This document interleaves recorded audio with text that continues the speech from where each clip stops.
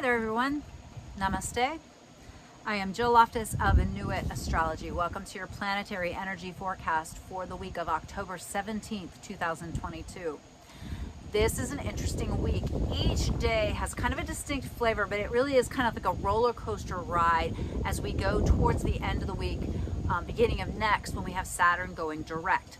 All right. We're also prepping for that eclipse, which is coming up next week. Be sure to join me for the planetary energy forecast for next week, because this is going to be a really complex, difficult eclipse season, and I want you to be prepared to high vibe this energy.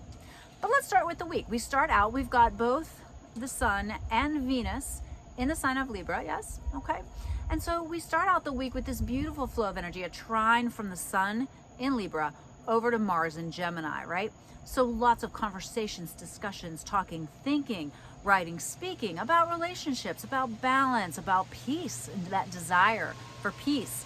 I think that will be really interesting. It's got a really a touchy-feely moon in Cancer on that day as well, which is super activated. It's got a mix of blessings and difficult energies. So take that Monday and really think of it as being like, I need to be intuitive but not emotional, right? And being not emotional doesn't mean you're like cold or not feeling things, but be really like tapping into the depth of the information there versus just yanked around by your emotional body, right? All right, so that's Monday. Then Tuesday, because Venus is trailing right behind the Sun, Venus is going to come into that trine over to the Mars in Gemini, right? And beautiful, you know, the warrior and the goddess. You're really communicating in a beautiful way. So again, lots of ideas. These ideas, though, might be focused more on Venusian subjects like resources, money, beauty, love.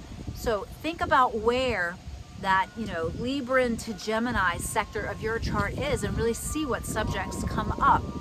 Now on Tuesday the 18th, I really think it's a really good idea for like weighing out options, maybe even, you know, kind of thinking about decisions, but you'll immediately get tested because then on Wednesday, the 19th, that Libra Sun steps into a square with Pluto, the god of the underworld, down in Capricorn. So, you know, these lovely ideas and concepts and things you've discussed get tested. They get put through the Capricornian pressure of, you know, what do the people in charge want? You know, Capricorn is the sign of old age, of, you know, it can be wisdom, but it also can be authority. And then Pluto, of course, is the underworld, those deeper, darker depths. And so with that coming into a harsh aspect with the Sun, solar figures could be in a bit of dire distress. It's stressful for Leos that are ruled by the Sun, right? Also a little stressful for the Librans, right? And then the moon is in Leo that day too, and it's going to be across the sky from Uranus. So potential shocking events, a bit of a difficult energy. So keep that in mind. Then on the 20th, because again, Venus is right behind the Sun, now Venus comes into that square with Pluto. Venus, love, beauty, values, clashing with Hades, the god of the underworld. So difficulties, you know, there's no straight line forward, and it's going to be this wave of like possibility, and then reality, right? Information coming up from the depths. So take advantage of the beautiful energy at the beginning of the week so that you can moderate it in the midweek and be really adaptable.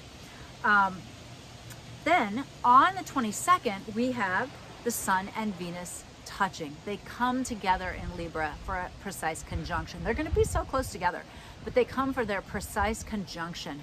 So Venus, you know, being cradled in the heart of the Sun. So really, so Libran, right? So much about relationships, so much about how you work with others, how you play well with others or not, right? Really interesting energy. And they are going to walk hand in hand into the sign of Scorpio tomorrow, which is the 23rd. All right. Now, Mercury in Libra is sending a beautiful beam of energy to the Saturn in Aquarius. So some of these themes that have come up during the week, I'm really looking at this day as being the day that you might like really get the solution to the problem, right? The thing that's going to make it all become more balanced and doable. You know, that structure of Saturn flowing into those ideas in the Libran sector of your chart. So engage with that Libran sector and also that Aquarian sector to harmonize something that can be really brought down to earth. I really like that. Now on the 22nd, the Virgo moon is going to void out in the afternoons. These are East Coast times, 2:17 p.m. until like 9:24 p.m. The moon is very active before and after, right? So you just must high vibe the Virgo instincts of those lunar instincts, right? Which is be discerning, be wise, be helpful, be healing. Don't be critical. Don't be harsh, particularly to yourself. All right. Then on the 23rd, the final day that I'll speak about is Saturn going direct at 18 degrees of the sign of Aquarius. So observe the symbolic events, particularly if you're an Aquarian or a Capricorn. Saturn is much more focused in those signs, but pay attention to it, just what happens symbolically in the world at large and also in your life. Now the Venus and the Sun are going to move into Scorpio, and then there's a new moon solar eclipse at 2 degrees of Scorpio coming up on Tuesday. So with the Sun and Venus moving into the sign of Scorpio, you're really going to have to pay attention to that. It's going to be a dramatic shift, right? I mean, the difference between Libra energy and Scorpio energy, it's like, I've come together with somebody and now I go into the depths with them. I sink into the real nitty-gritty of a relationship. So, with the Sun and Venus there, it really highlights those scorpionic energies. Happy solar return to my beautiful Scorpio friends. This is going to be a really big season for you. There's going to be a lot of planets in your sign. And then of course we have the South Node is also in Scorpio. And remember the South Node and North Node, they travel backwards. And so they have not yet come to these early degrees. And so the way is being prepared for the South Node to come to these early degrees, right? Where this eclipse point is and where the Sun and Venus will be coming to later in this next week. So observe the shift and change and honor and respect that deep scorpionic vibe that is about to get real. What does that mean? Scorpio energy is so fascinating, right? It really is concerned with the depths of things, with the truth of things. Scorpio energy is intense. It's transformative. It strips away the things that don't really matter, and it really creates a beautiful pathway for spiritual work and sacred sexuality and an understanding of what truly is valuable and what truly matters, right? So embrace this season, but have your practices, those things that keep you balanced, healthy, well, steady, have those, really on point, so that you can manage this energy with wisdom and skill. All right, let's, and then, my constant PSA about the Saturn-Uranus square. It's still happening, y'all. Okay, it's not exact. We've got Uranus at 17. We've got that Saturn at 18, but that station point is still going to reverberate over into that square to Uranus. And so there could be some sudden shocking developments these last couple weeks, and first couple weeks of November are going to be challenging. But I know you're ready for it, and I'll be with you every step of the way. All right, let's check out the tarot. Namaste. I'll see you in the next video. Bye. Hello, my dearest darlings. We are back and ready for the Isis Lotus Tarot for the week of October 17th. Let's see what the cards suggest as far as the potential two solutions or progressions of the energy. Important week. We're leading up to the eclipse next week. So stay adaptable, stay safe, stay wise, stay calm.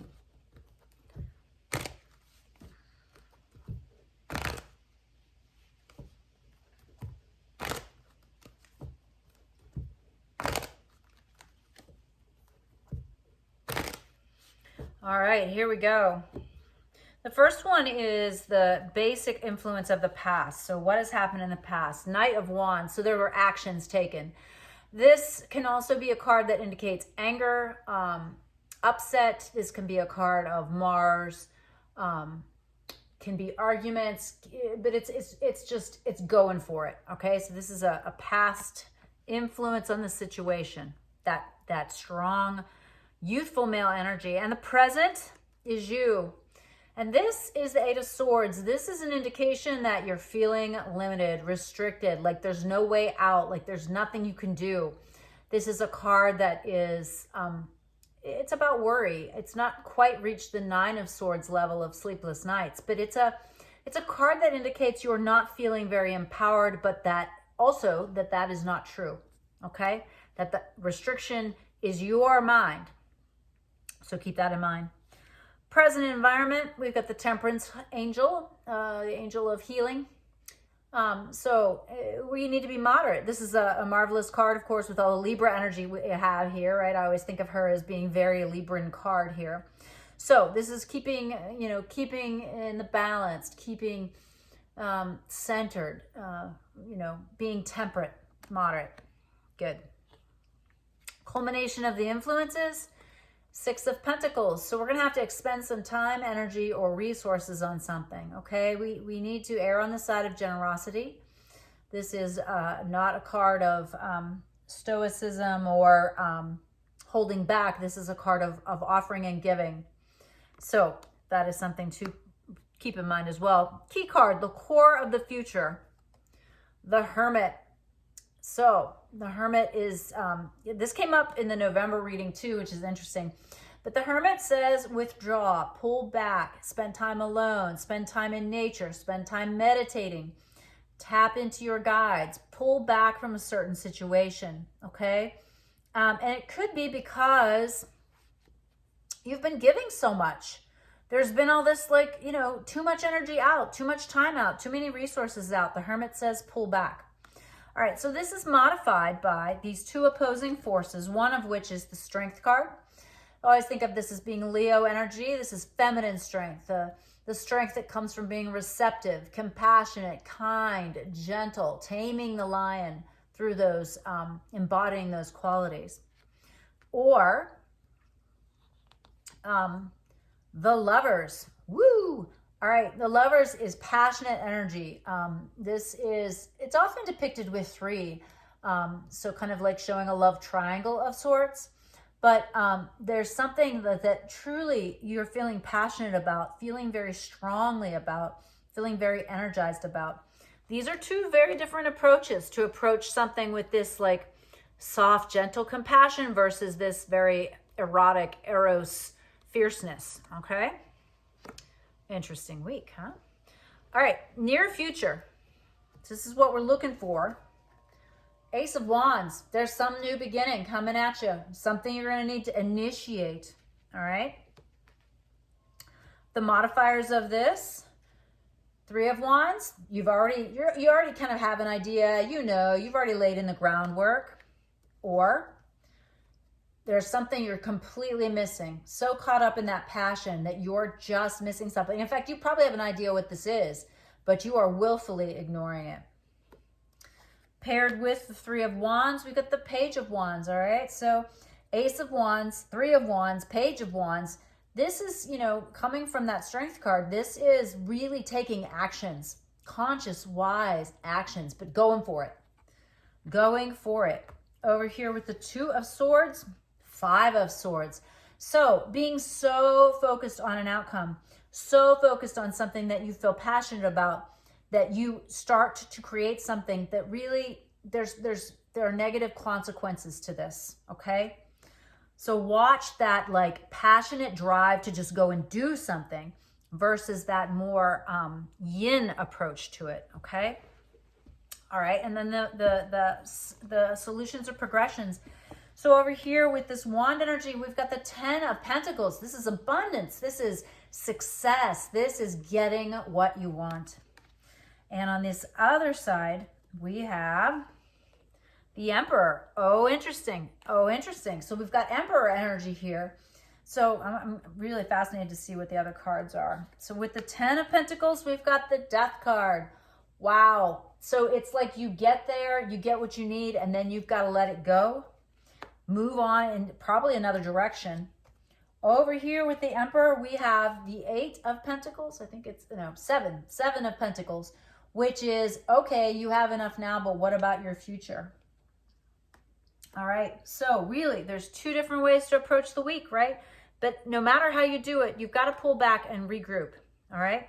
Now, if you really feel this passion to move towards a certain direction and initiate something, just get clear. Make sure you have all the details and that you're not just willfully assuming that things will go your way.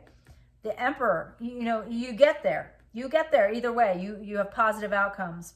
But you've got to make sure that you're not spending all your time, energy, and resources in something that you really want, that you think empowers you, but also could deplete you in the future. Versus this side where you initiate, you've already laid the groundwork. You are very excited about this. I mean, you really feel good about this in a different way than this passionate feeling. It's just more of a deep inner sense, I would think, that you need to move in certain directions. You get what you need again, but then there's something you're going to have to let go of. It's possible that this choice leads to an ending. This choice over here may make you feel empowered, but there might be some details that you're not attending to. So these are 2 ways to approach that week. Good luck. God is bless. And be sure to check out next week's forecast for that the first eclipse of eclipse season. It's going to be powerful. All right. Thank you, friends. See you next time.